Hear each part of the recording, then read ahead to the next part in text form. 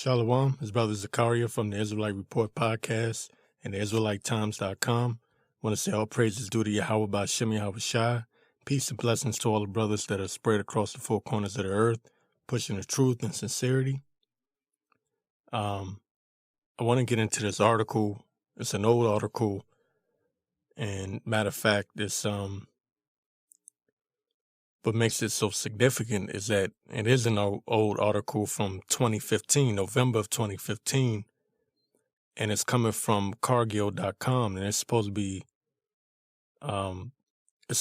like a simulation to a food chain crisis. Matter of fact, that's the title. It's called Food Chain Reaction Crisis Simulation Ends with Global Carbon Tax. Now, this is from 2015, November of 2015. So this is very significant in the sense that it shows that this is how these devils plan, plot, and strategize. Okay?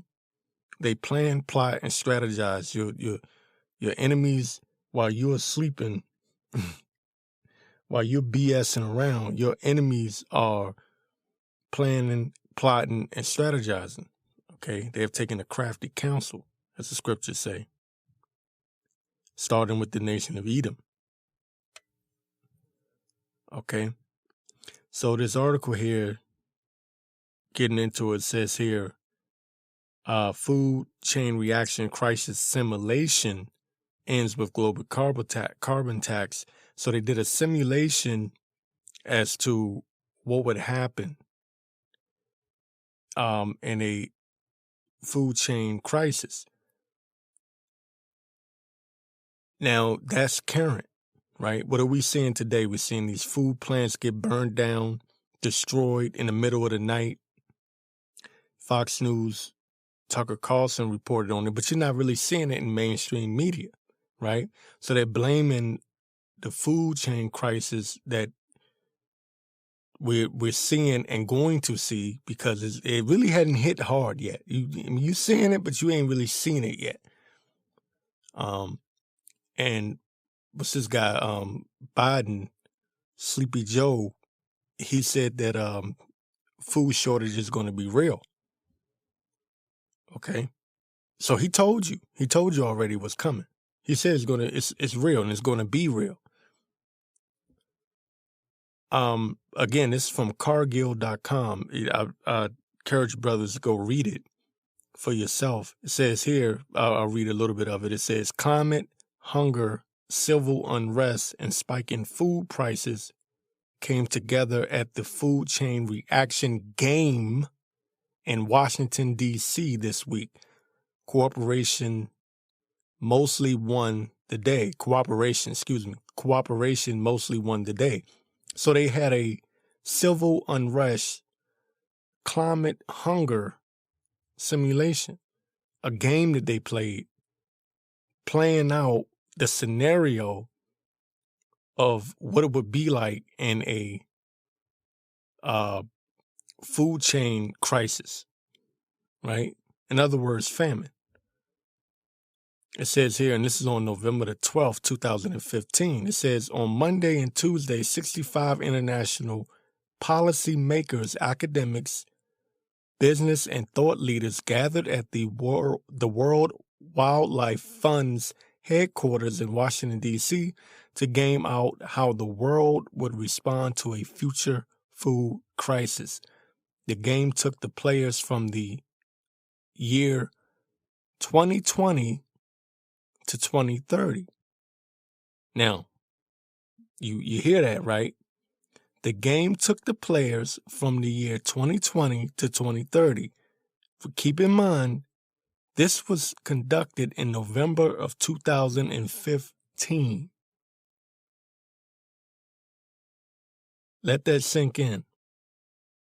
What happened in 2020, the pandemic? What's the agenda? Agenda 2030. You will own nothing and love it, right? And that what Klaus Schwab said, something along those lines. You will own nothing and be happy, or you will own nothing and love it, or something like that, right? So this is where we are. The devil is revealing himself. He's pulled off his mask. You can see him now openly, but our people still don't want to wake up. Again, he has taken crafty counsel. They've taken crafty counsel. They shoot at the perfect one. It says the game took the players from the year 2020 to 2030. As it was projected, the decade brought two major food crises, with prices approaching 400% of the long-term average, a raft of climate-related extreme weather events, governments toppling in Pakistan and Ukraine, and famine and refugee crises in Bangladesh, Myanmar, Chad, and Sudan. Yep. So once again, this is this is Esau, Edom, showing his hand. He's showing that he is that man that we say he is. He is the wicked. He is the wicked. He's the ultimate wicked. Okay, that man is constantly planning, plotting, and strategizing, as I said before. Now, I wanted to get this part right here in the article to show you that these demons, man, they are they're so wicked. Look at this. It says, along with WWF, the World Wildlife Foundation, or whatever, it says the Center for American Progress and the Center for Naval Analysis, Cargill was one of Food Chain Reaction's organizers. The company was represented in the game by corporate vice president Joe Stone. Right? It says here in a quote, I can't tell you the number of discussions where people came up to me from other parts of the world saying, we appreciate Cargill's role in sustainability. Right? When they use that word sustainability, they mean the collapse. All right, and make you poor. That's what that means. Sustainability. I mean, you barely have enough to sustain yourself. Okay. It says here, or Cargill is so important in solutions for feeding the world. Sometimes when you're inside Cargill, you don't appreciate that enough. But when you hear from other people how much they're depending on us to help figure this out, it just increases our responsibility. So basically what I'm saying is these people put themselves in a position of power where they can control the food, because whoever controls the food is going to control people, right? People will do whatever it takes to get food, man. They can live without certain things they can live without. I would say a lot of things, but this generation, people can't live without anything, hardly. But without food, people will go crazy, man. It says, let me see. So anyway, it says here, in the face of a steep price spike with looming global food shortages in 2022, right? Look, this is in 2015 they did this. So they're talking about food shortages in 2022, back in 2015. It says the EU at one point suspended its environmental rules for agriculture and introduced a tax on meat. Both measures were quickly reversed in 2025 as harvests went back to normal and tensions eased in the hypothetical universe. So remember, this is a drill, okay? And they're wargaming a means to bring about a carbon tax through this drill.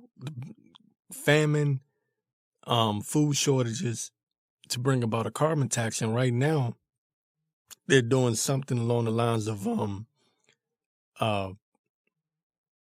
they are paying farmers to destroy their crops and penalizing those that don't.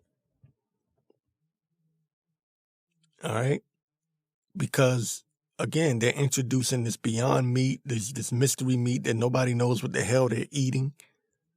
Meanwhile, they're going to be eating steak dinners, man.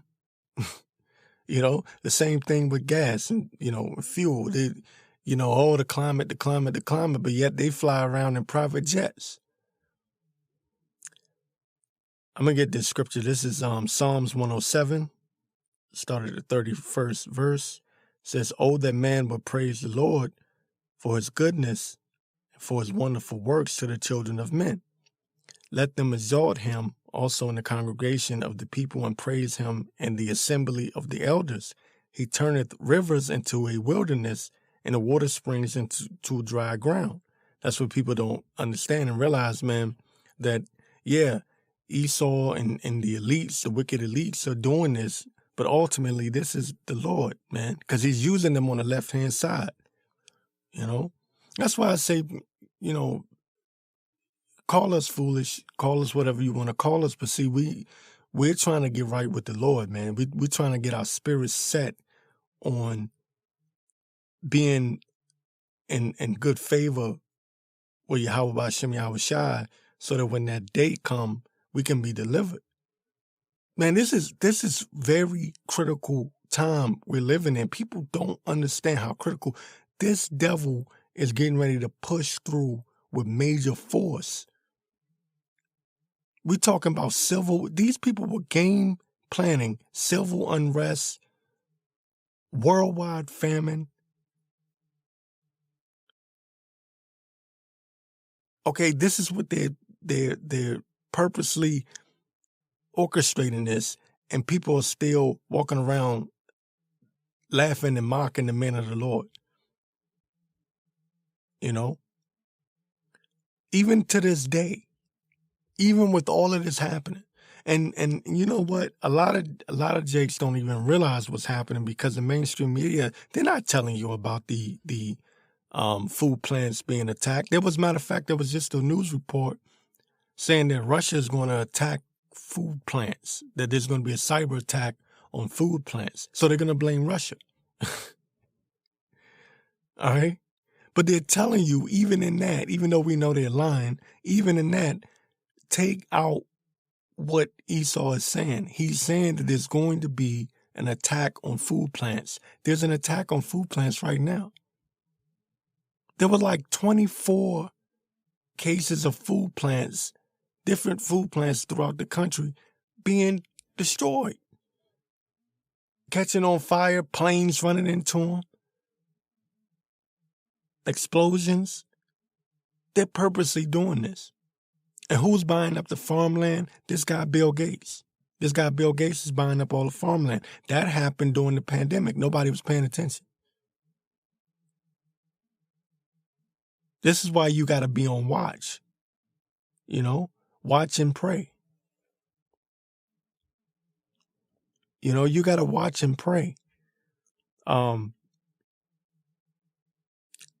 me get this back to the 33rd verse. It says, "He turns rivers into a wilderness and the water springs into dry ground." This is the power of the Heavenly Father, Yahweh B'Shem Yahweh Shai.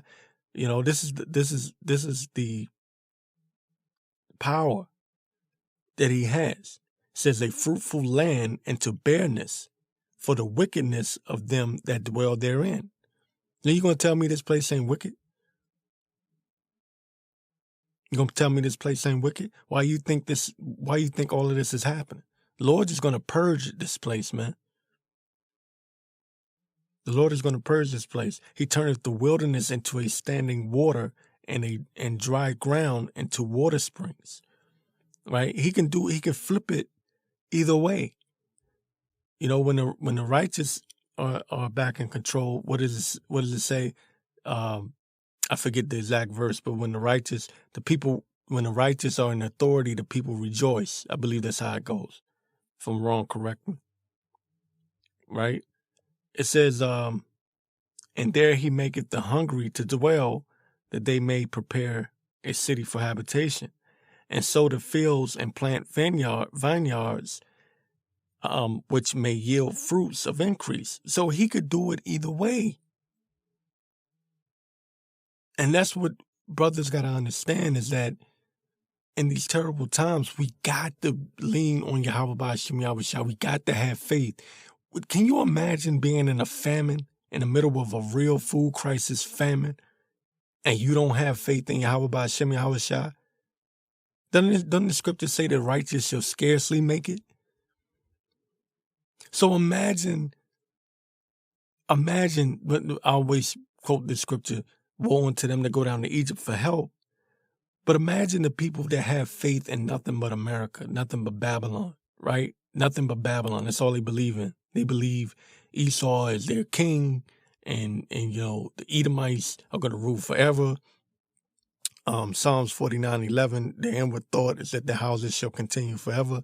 You know what I mean? They got that in their heart and in their spirit. And then all of a sudden, they see the kingdom collapsing around them.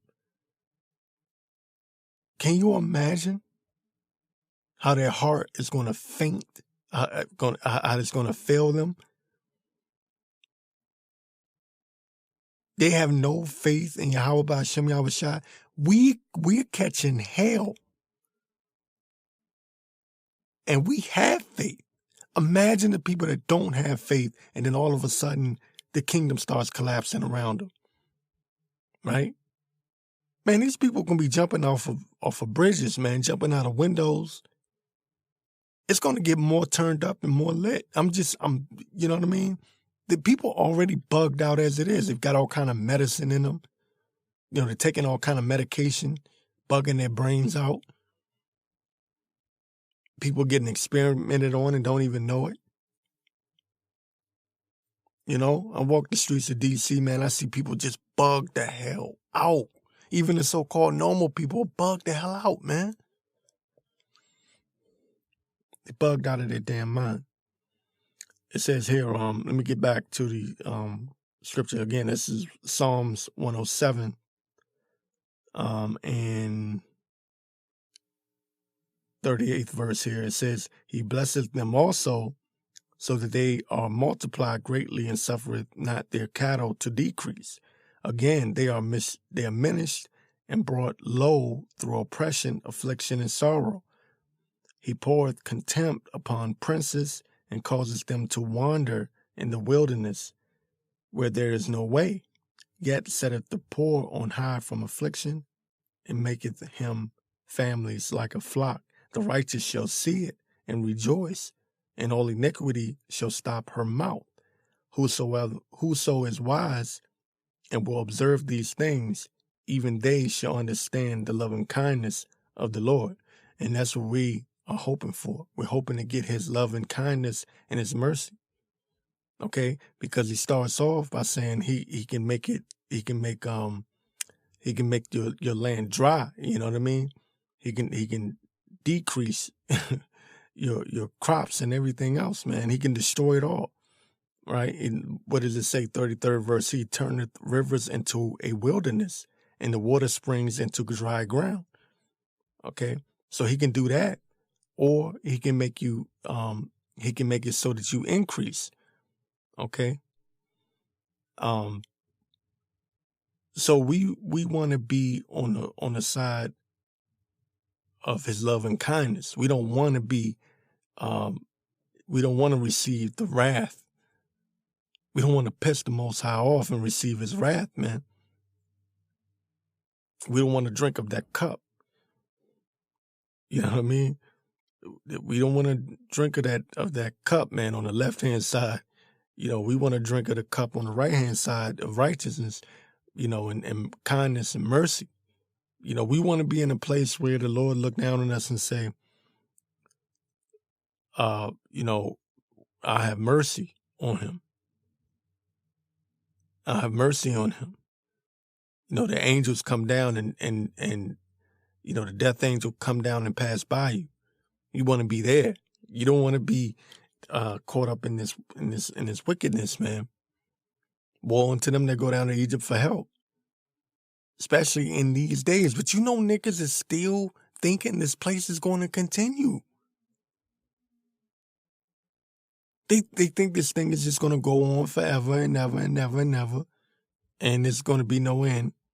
And they laugh and they mock you when you tell them. And sometimes the people will listen, but they'll be like, yeah, brother, I hear what you're saying and all.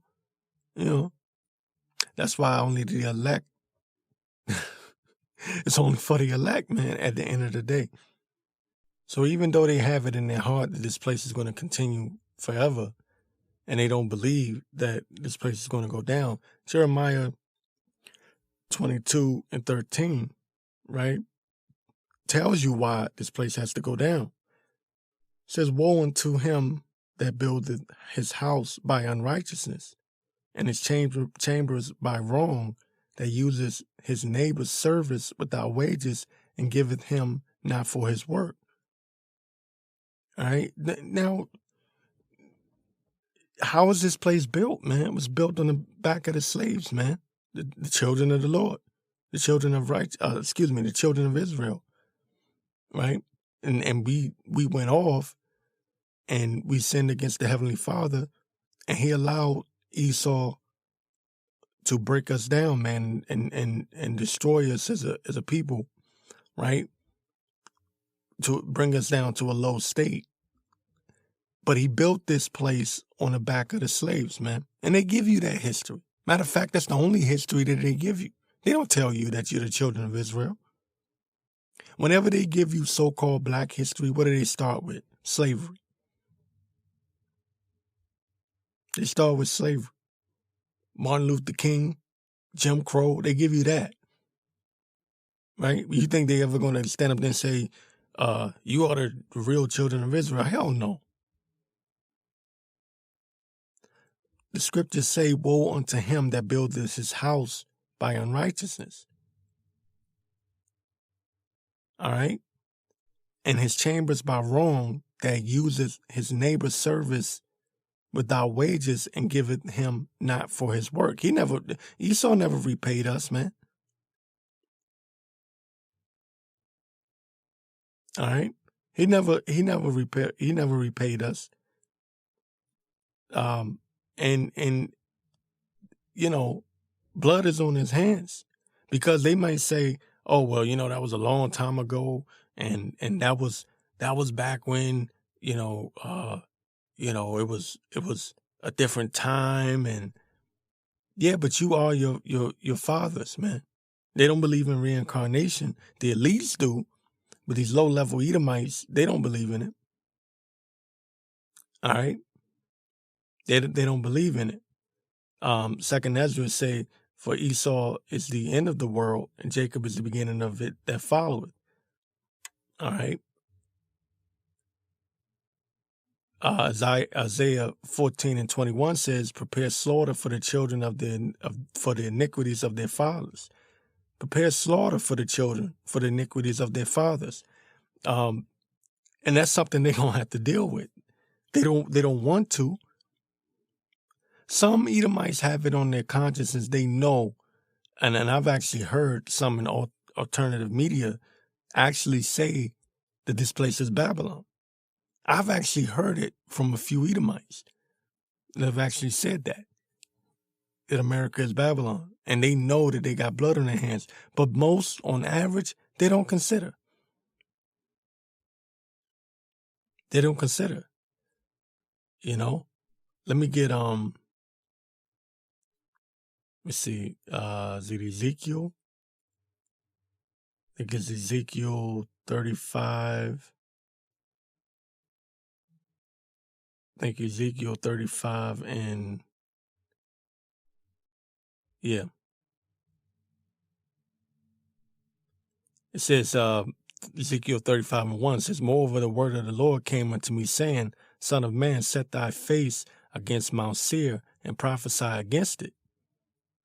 And say unto it, thus saith the Lord Yahweh Ba'ashem Yahushua, behold, O Mount Seir, I am against thee, and I will stretch out my hand against thee, and I will make thee most desolate. All right. That, man, these people don't consider that they got to pay. All right. It says, surely is a righteous thing to recompense those that trouble you.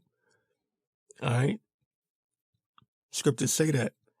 And these people don't take in consideration that they got to pay for what they've done, man. It says, Son of man, set thy face against Mount Seir and prophesy against it. So when you hear these people talking about, oh, God bless America, listen, this is the home of Esau, right? He stole it from the Native American Indians. He set up shop here. They built his new Rome, his new Egypt, his new Sodom and Gomorrah. And the Most High is setting his face against Mount Seir, right? Because it's a people, right? Not just a place, the people. It says to prophesy against it. It says, and say unto it, thus saith the Lord, how about Shem Yahushua, behold, O Mount Seir, I am against thee, and I will stretch out my hand against thee, and I will make thee most desolate. I will lay the cities waste, and thou shalt be desolate, and thou shalt know that I am the Lord. So there's an issue here, right? There's an issue here because these people believe that Edomites are done away with, right? The average preacher don't even talk about Edom, Mount Seir. You know, they may every once in a while mention Babylon the Great, but they don't really go into who Edom is. They don't go into that. Of course not. Of course not, because that wouldn't be profitable. They don't want to be considered a hate group. Right? They don't want to be considered a hate group. But the Lord said he loved Jacob and hated Esau. You know, point blank, period. But they don't want to be considered a hate group. It says, I will lay thy cities waste, and thou shalt be desolate, and thou shalt know that I am the Lord. So what the Lord likes to do is he likes to set these people up on high just so he can bring them down. Because that's the Lord, man. The Lord like to make things interesting. Right? He like to make things spicy. He allowed them to rise themselves up just so he can bring them down. It's like he's going to put the spirit on them to try to fight against the angels, man. You know, the chariots, when the chariots come, you know, you see it in Independence Day and these different movies. They're going to fight against the chariots, you know, so-called UFOs. That's the Lord putting the spirit on them to think that they can fight. Because why? The Lord like to make things interesting. So he can mock them. You know, he laugh at your calamity, you know. It says, because thou hast had a perpetual hatred and hast shed blood of the children of Israel by the force of the sword in the time of their calamity, in the time that their iniquity had an end. Therefore, as I live, saith the Lord, Yahweh Shem Yahushua, it says, I will prepare thee unto blood, and blood shall pursue thee. Sith thou hast not hated blood, even blood shall pursue thee.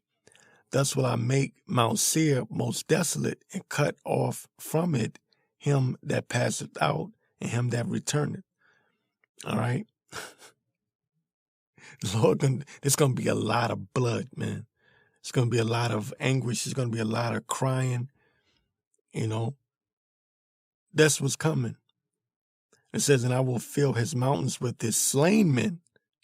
That doesn't sound good. You hear these people talking about sweet Jesus. Does that sound sweet to you? Where? Where's the sweetness in that? Think not that I come in peace. I come with the sword.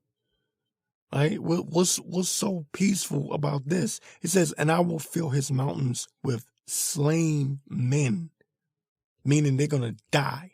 Right? It says, in thy hills and in thy valleys and in thy rivers shall they fall that are slain with the sword.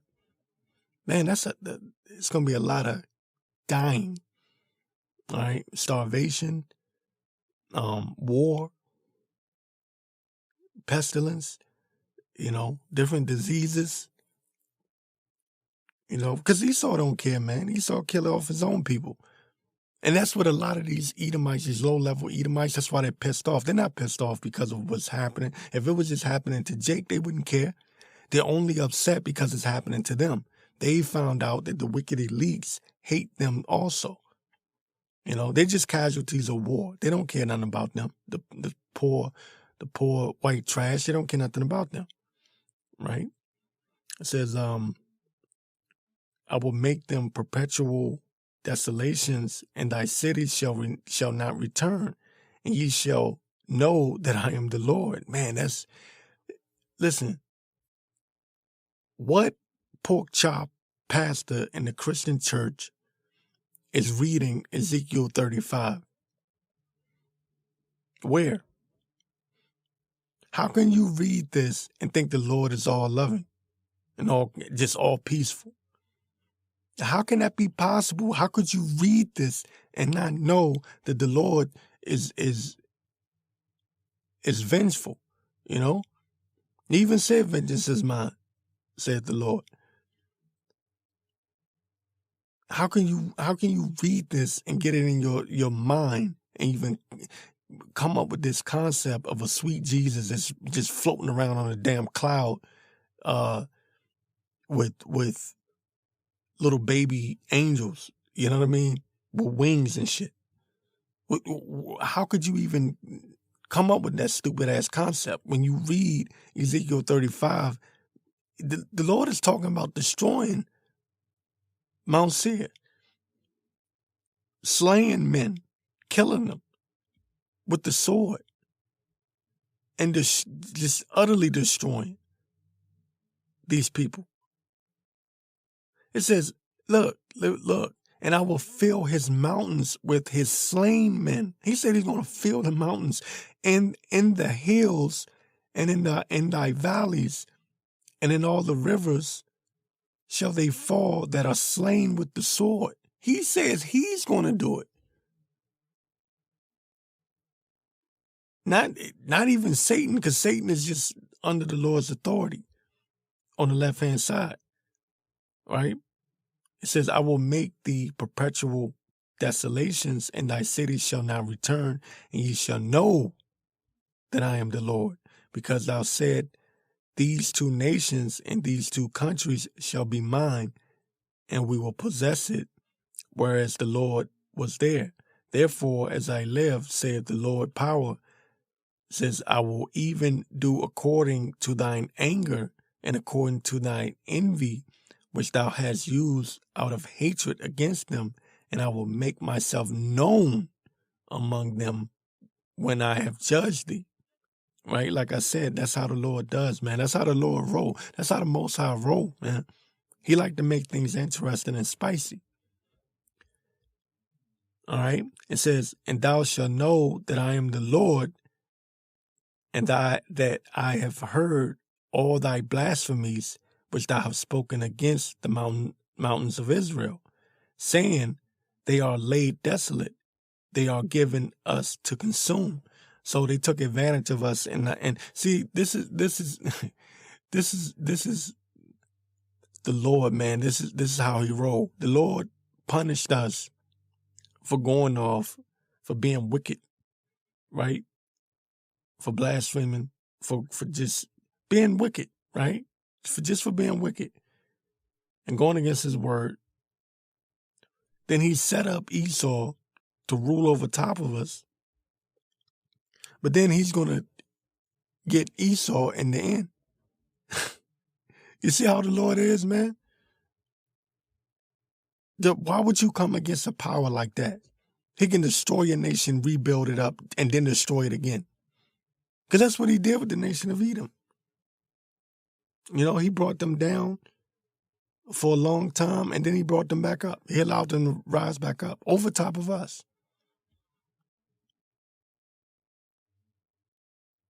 It says, again, the 12th verse, and thou shalt know that I am the Lord, and that I have heard all thy blasphemies, which thou hast spoken against the mountains of Israel, saying, they are laid desolate. They are given us to consume. And they saw us in a weakened state. They said, oh, the Lord is not with them. The Lord is not with these people. We can build our nation on their back. And that's what they did. Exactly what they did. It says, thus with your mouth ye have boasted against me and have multiplied your words against me. I have heard them, right? Because, Esau is very proud, That's where you got all these atheists, they don't believe that there is a God. They believe in the Big Bang Theory, evolution, all these different, Scientology, all these different doctrines and philosophies that these people have come up with, blaspheming the name of the Lord, saying that there is no God. So the Lord's like, oh, okay, go ahead, build your nation up. Watch this. It says, thus saith the Lord God, the Lord power, when the whole earth rejoiceth, I will make thee desolate. Man, it says, thou didst rejoice at the inheritance of the house of Israel because it was desolate. Again, we were in a weakened state. We were brought down very low. All right. It says, so will I do unto thee. Thou shalt be desolate. O Mount Seir and all Idumea, even all of it, and they shall know that I am the Lord. All right. And that's how the Lord rolled. The Lord allows you to build yourself up. All right. He allows you to build yourself up just so he can bring you down. Amazing. That is a power that I do not want to piss off. Again, pork chop preacher sitting in the pulpit is not teaching this. They're not reading Ezekiel 35th chapter. And if they do, they're going off and saying that these people are done away with, or, they used to be Edomites. Edomites have been done away with. No, they haven't. No, they haven't. No, they haven't. They're right here. And they rule over top of you, you stupid nigga. Who do you think your enemy is? Esau is the end of the world. I read that earlier. Esau is the end of the world. Right? Jacob is the world that comes after. Jacob is the world that followeth. Right? Because Israel shall be saved in the Lord with an everlasting salvation. Right? We should not be ashamed world, a world without end. All right? That's the scriptures. But you're not going to hear that from pork chop pastor, man. Your pork chop minister. You're not going to hear that. You're not going to hear that from TD Jakes, Creflo Dollar. Hell no. You're not going to hear that. Why? Because they've been paid off. They took the bag. They've been paid off to teach you bullshit. Excuse my language. They've been paid off, man, to lie to you and to deceive you. But ultimately, it's the Lord, because right now, in these last and evil days, man, if you haven't woken up by now, more than likely, I mean, the Lord can wake up anybody, man, But chances are, man, if you haven't woken up by now, if you can't get this by now, what more does this devil have to do? What does he have to do? Does he literally have to stand up and say, I am Esau, I am the wicked, I am Cain reincarnated?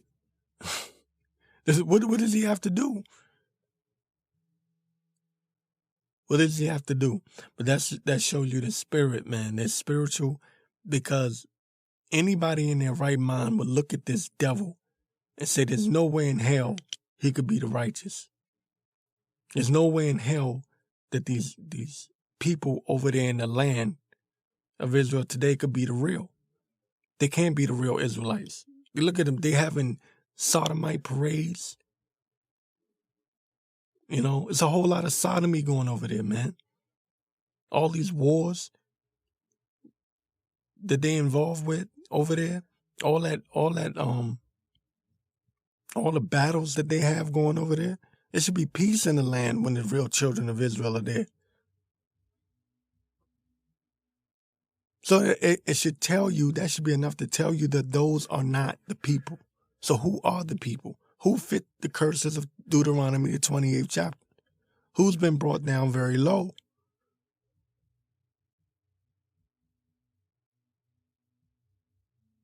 Who's been suffering all this time, man?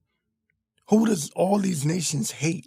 Who do all these nations take crafty counsel to come against? It's not just Edom that hates us. China, we go there. Japan, anywhere you go, man. You run into the same shit everywhere you go. Even amongst our own people. You cannot escape the curses. It's not something you can just say, oh, brother, I hear what you're saying, but, I'm going to try to do good by people and people are going to do good by me.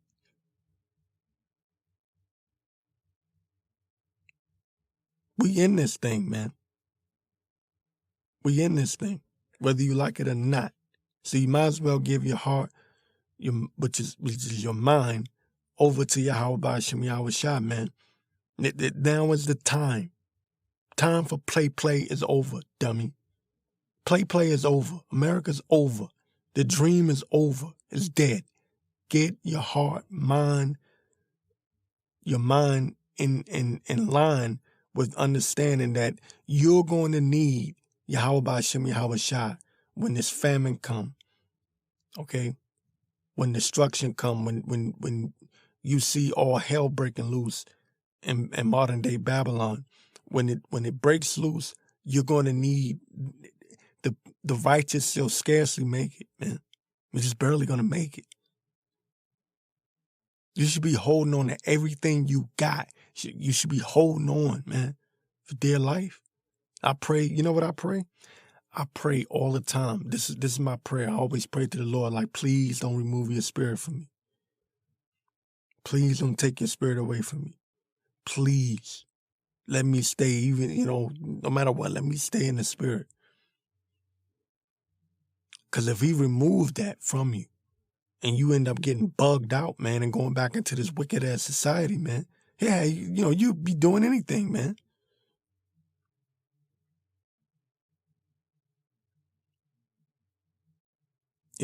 That's why you can't get caught up in the cares of this world.